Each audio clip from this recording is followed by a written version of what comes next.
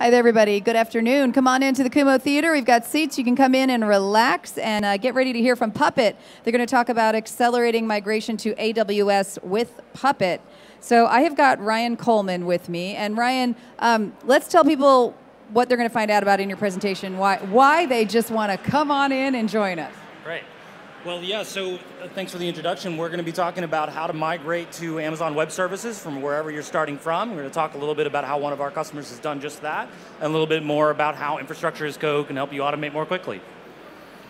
So it's one of those things where people want to do it, but they're probably a little trepidatious about making it happen, right? So is the idea that Puppet can make it an easy process? Yeah, it can help you take any complex problem you're trying to solve, break it down, solve it in little chunks, and then kind of forget about that and kind of go solve the next problem. I like it. We're problem solving here, people, at the Kumo Theater. Come on in and join us. We're getting started. And for those of you that are here, can we get like a rock star, like woohoo? Yes, that sounds like you had a little coffee. I like it. And welcome to the stage, Ryan Coleman. Thank you very much. Everybody, good afternoon. Thank you. So yeah, I want to talk a little bit about how one of our customers migrated to Amazon Web Services, tell you a little bit about Puppet and how it might help you too. So generally, the premise of our software is to help you deliver better software faster. This is a theme that I heard resonate in the keynotes this morning and all the sessions I've been to. This is a theme that all of you are being drawn to this conference for. This is something that we've been trying to help people with for a very long time. We're based in Portland, Oregon. We've been around since 2005. I've personally been with Puppet for 6 years. Came from higher education, where I helped go from a team of like 2 sysadmins managing Red Hat Enterprise Linux to migrating an entire AIX fleet over to manage the services for 40,000 faculty, students, and staff. And it's kind of awe-inspiring to realize that for all the people I helped do systems administration for, we've got 40,000 people here at the conference at reInvent. It's pretty cool to see you all. So the sort of premise of Puppet here is to put infrastructure in the code as the center of what you do to automate everything it is, from a physical server, virtual machine, to all the way up to, say, a Lambda function, and anything else you need from Amazon Web Services. And we do this to enable those loops up above where you're getting feedback from your teams. If you're on the operations side, you're working with your developers to make sure that the infrastructure you're building actually ships the application properly and runs it. And then if you're just want to solve a problem, you can go quickly break off a piece of it, build out one iteration that says, hey, here's just one, like a database service for our application. Let's go make sure we're automating that and building that out the way we want, and move on to that next problem. It's another big benefit of infrastructure as code. And then, of course, you can keep that all in version control. You can run that through continuous integration testing and really bring to the operations teams all the practices you're doing in development, or vice versa. So I want to give you a different way to think about infrastructure as code, because you're going to see a lot of it that looks a lot like your Amazon resources or your files and services and packages. But you could think about it in terms of a house and the things that you care about. And one of the approaches that makes Puppet different is that we only ask you to declare the outcomes you want, the desired state of your infrastructure. And so if you're thinking about a house, we're not asking you to say, check to see if the floor's dirty, and then if it's dirty, go to the closet, get the broom, bring the broom out, broom off your floor, and then put the broom back. Puppet's just saying, I want my room to be clean.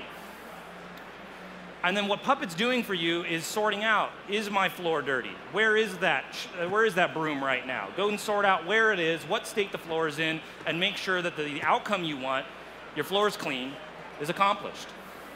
And it lets you say all those individual things you care about, and Puppet is precise enough to know if the front door's open, I'm going to close it. But that doesn't mean I also need to clean the floor again before I can do it. So if you're coming from more of like a bash scripting language or other automation frameworks that ask you to go through procedural steps, that's not Puppet's approach. It cares about the desired outcomes, and then it'll sort out which actions it needs to take. And so if you think about it that way, that common language of expressing the outcomes you want underpins everything that Puppet can do for you. And then it's going to help you understand what you've got. It's going to help you make changes to it and make sure that those changes are consistently applied across all your fleet. It's going to make sure that any policy you declare, like I need systems to be in a very particular state to be compliant with everything, whether it's my business policies or regulatory compliance, Puppet will keep it there over time, and it'll help you automate anything you've got, whether you're talking about servers you bought 10 years ago, the things you're managing today, or the serverless infrastructure you're trying to get to for tomorrow. And so on the theme of knowing what you have, Puppet's giving you a tool to discover exactly what you've got. So if you don't know where to start, if you're trying to go through the automation journey and you're just unclear where to get going, Puppet can go and search your infrastructure, browse all your EC2 instances, help you understand what those are, and give you a sense of prioritization. All right, I've got a bunch of EC2 instances that are vulnerable to an exploit, and they look like they're running a production service because they're listening on this port on a public subnet. All right, those are the kinds of things that Puppet can help you do, and then give you a quick loop to bring those services under management. And when you go to enforce configuration on all your machines, you get direct and precise control of exactly where you want to make changes. Puppet doesn't care whether you're updating your NTP services on your backend infrastructure or you're deploying your application release to production. It gives you the same tools to select exactly which pieces of your infrastructure to run on. So if you're running in Amazon, we'll automatically detect that we're running in EC2. We'll bring in all the EC2 metadata and help you make decisions of, I want to update in my A availability zone and then move over to B. I want to do that only in my production machines. And I want to do that sort of green-blue deployment. I want to do 5, make sure those work, then bring those other in. Puppet thinks about those things natively so you don't have to. And then one of the other main characteristics here is that you define the desired outcome in code that Puppet is going to consistently enforce throughout its time with that machine. So if somebody comes in on the side and misconfigures the machine, if something crashes, if something malicious occurs on that box, Puppet's going to quickly and cleanly correct that, flag it for you, tell you what changed, and exactly what Puppet did to fix it.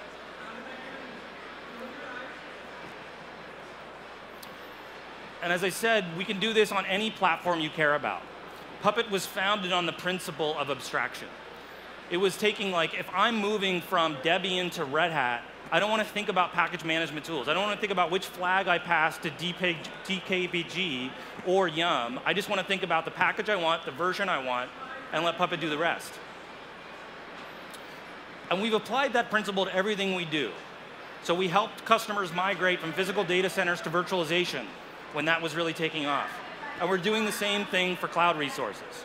If you're looking to move from on-premise to Amazon Web Services, if you're looking to switch from Google Cloud Platform to Amazon Web Services, from Puppet's perspective, it's all the same. We're giving you tools to describe the infrastructure you care about, and then Puppet sorting out what are the differences when I'm running in EC2 versus Google Cloud Platform. What are the things that Puppet needs to do differently? We've done that work for you.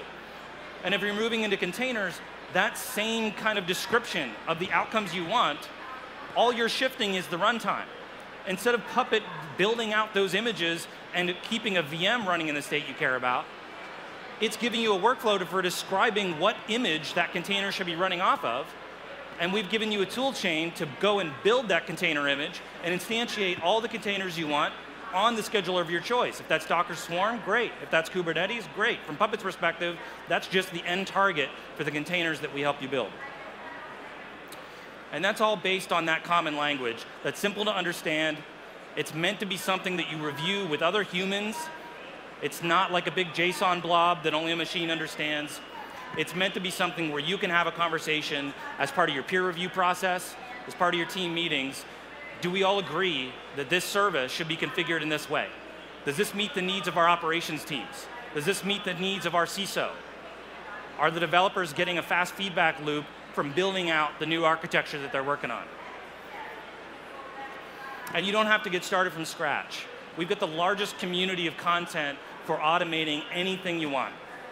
You can go to our Forge, get content that's supported by Puppet, content that's been written by communities of your peers, and get started right away with work that people have already done to automate the tools that you care about. One of the things that we do every year is put out a State of DevOps report. And this is sort of a survey of the industry on the types of things that we encounter, the types of processes that you go through, and the outcomes that you're experiencing as organizations. And then we aggregate all of that, and we're trying to learn what processes make you effective. And what we keep learning time and time again if you're building infrastructure as code, if you're forming tight feedback loops with the peers in your organization, if you're working across organizational lines, and you're automating what you do, you can go quickly, you can deploy more frequently, you can deploy more reliably, and if your deployment fails, you have much deeper insight into what went wrong, and you have a much quicker mean time to recovery on those failures.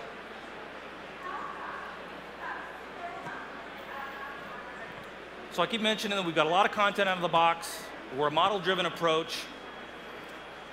One of the main outcomes for this is security policies. And this could be anything that you consider to be security. This could just be how you decide to harden Red Hat Enterprise Linux. Or it could be ensuring that your machines match the DISA or are PCI compliant, at least as far as the machines are concerned. We've got a lot of content in our community for helping you not only build those machines to those specifications, but also check to see if they're compliant already. And we partner with some of the leading people in this space to make sure that you're compliant and that you can move more quickly and that you don't have to sacrifice speed to adhere to all of these different regulations. And one of the ways we do that, and one of the things that I was successful with at Penn State, is working with auditing teams to understand exactly how machines are meant to be configured. And then as soon as you help an auditor understand how Puppet works, and that it's outcome driven, and that everything's represented as code, and that I have rich audit history of every change Puppet ever made and what state it found that machine in, I found that auditors, and many of our customers experience the same thing, the auditors start to self-service. They log into the enterprise console, and they're able to go in and look at the machines and make sure, yeah, everything's green. I can go through the code base and make sure that the security baselines that I care about as an auditor are being adhered to. And you're no longer sitting down with checklists during your audits.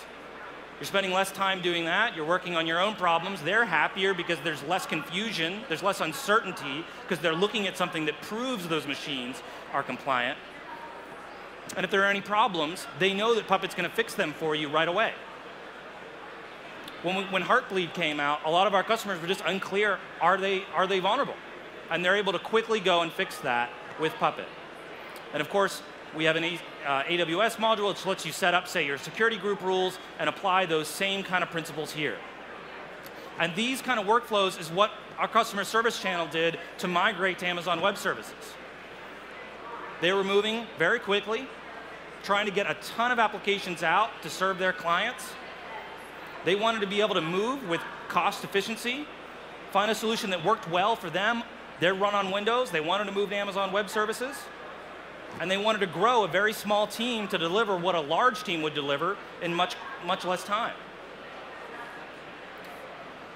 And they wanted to move to Amazon because it's highly available and reliable. You heard today about all the new features coming out with the same characteristics. You can rely on Amazon to build out scaled out services and keep them reliable. But they needed to be able to standardize how they were going to deploy their infrastructure. They wanted to be able to build out Amazon's infrastructure without locking themselves in to that choice. Same applies to Windows. That's their platform today. And they wanted to help ensure that their teams are working more tightly. It takes a lot fewer people when everybody's working together. When your developers and your operations teams and your release engineers and your security operations people are all connected through one shared language, one shared outcome, they're able to move a lot more quickly. And when you combine Amazon Web Services and Puppet, you can get those characteristics back. You can worry less about your infrastructure because you're building up whatever it is you need from Amazon services. Puppet's ensuring that those services always have the configurations that you need that match the constraints of your business. And it's ensuring that those things are up all the time and secure. So when Service Channel went through this, they found that they're moving their deployments more frequently. They're able to make change sets that are much smaller, which is related to deploying more frequently. Instead of putting this large batch of change out there, and then if something goes wrong, now you spend a lot of time sorting out which part of my change set actually broke the deployment. They're able to break it down because everything in Puppet is very granular. They're able to move much more quickly with a lot fewer failures.